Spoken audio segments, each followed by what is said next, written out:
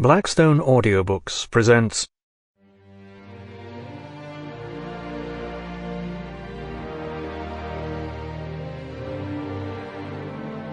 The Case for Democracy: The Power of Freedom to Overcome Tyranny and Terror by Natan Sharansky with Ron Dermer.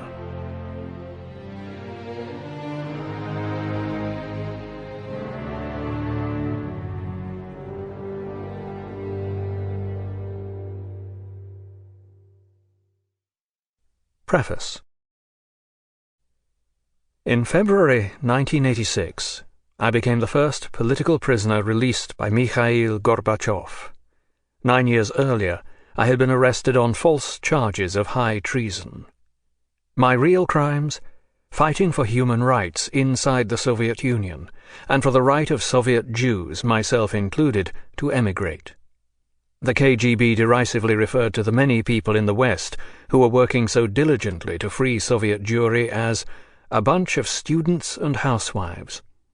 But the power of this volunteer army to help us win our freedom was greatly underestimated by the Soviet leadership. Credit for the final push that led to my release goes to President Ronald Reagan.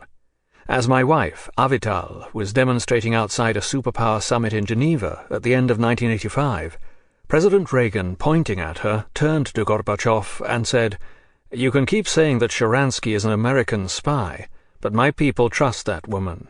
And as long as you keep him and other political prisoners locked up, we will not be able to establish a relationship of trust." Very soon after that conversation, I was moved from my cell in a prison camp in the Urals to a hospital. Those in charge of the Soviet penal system had developed a series of 18 diets for re-education purposes.